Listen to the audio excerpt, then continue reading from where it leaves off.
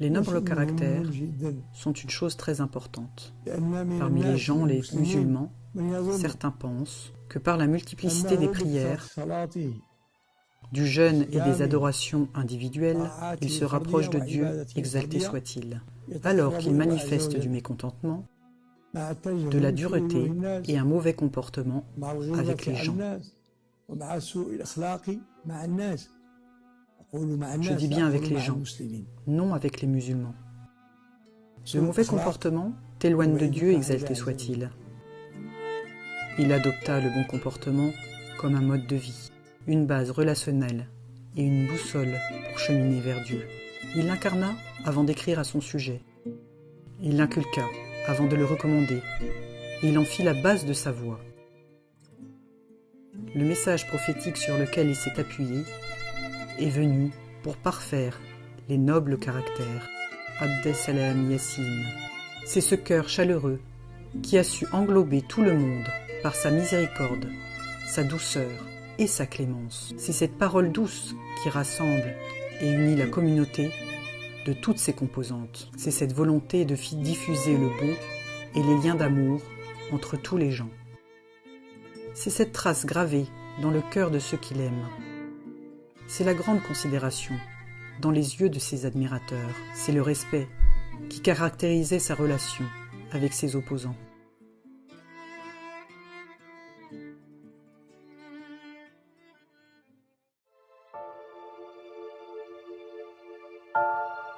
Après son départ, paix à son âme, ses bien-aimés et ses amis l'ont pleuré, ses opposants et adversaires l'ont loué.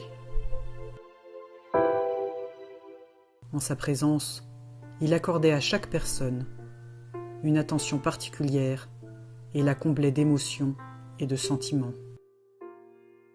Il traitait avec bonté le proche et le moins proche, le voisin et le collègue de travail, et même les compagnons de prison. Dieu lui a rassemblé des valeurs et des qualités qu'il a tissées au cours de son cheminement vers son Créateur. Une spiritualité sans extrémisme, une bonté sans artifice, une vaste connaissance sans orgueil, une force et une fermeté sans tyrannie, un désaccord sans arrogance, un dialogue sans se rabaisser.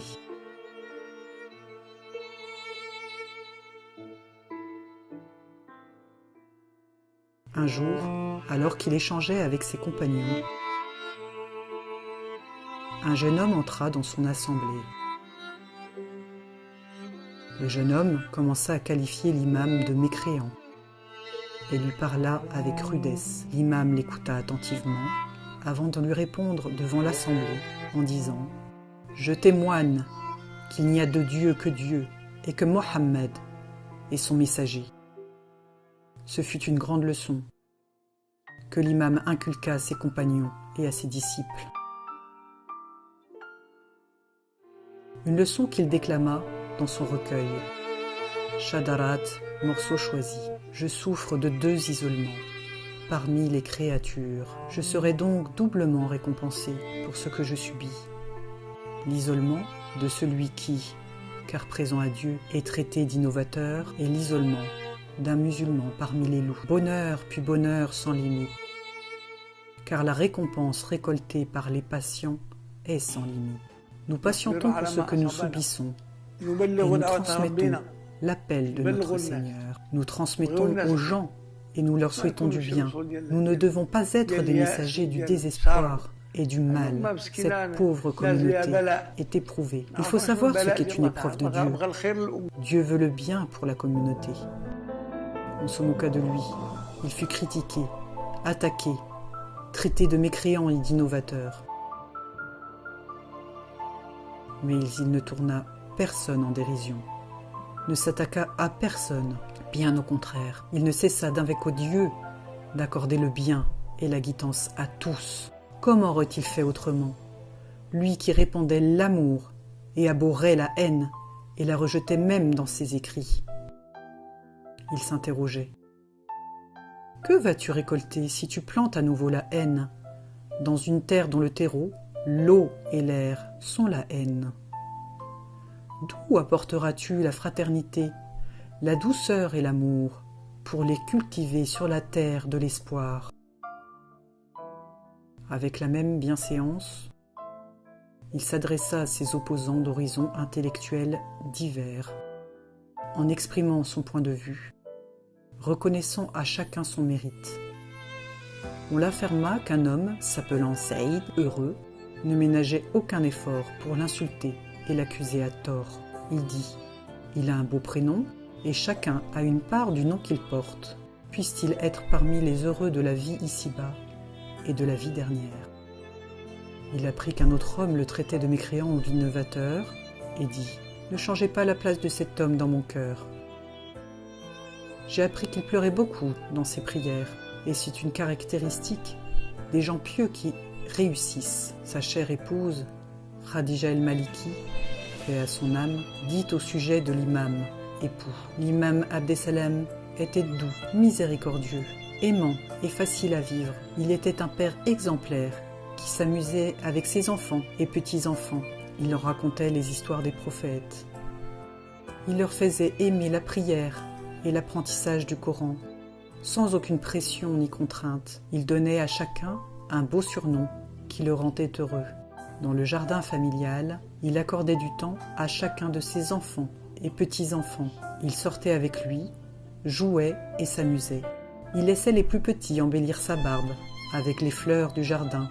Ensuite, il lisait du Coran à la mémoire de sa mère, Lalla Haja Ruqayya, paix à son âme, et à la mémoire des défunts musulmans.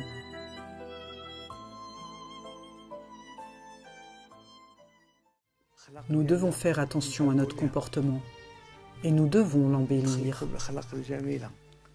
Comment l'un ou l'une de vous veut rejoindre la vie dernière alors qu'il a encore beaucoup de défauts et qu'il ne corrige pas son comportement avec ses parents, avec son épouse ou son époux.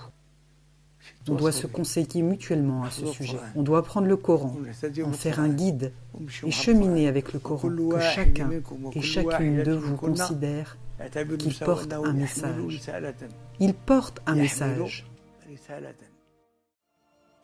Ils sont des repères lumineux sur la voie de ceux qui cheminent vers Dieu, ceux qui aspirent à sa proximité. Sur cette voie, le bon comportement, la présence à Dieu et la quête de l'excellence sont indissociables. La prière ne s'accomplit pas si elle n'éloigne pas de la turpitude et du blâmable. Celui qui est chargé des affaires des opprimés ne peut être excusé s'il ne fait pas preuve de bon comportement et de bon relationnel, de qualité, de fidélité et de responsabilité.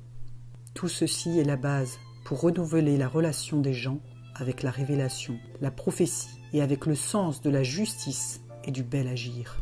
Ceci est valable pour chaque cheminant vers Dieu, en quête de Dieu, prêt à tout donner pour Dieu.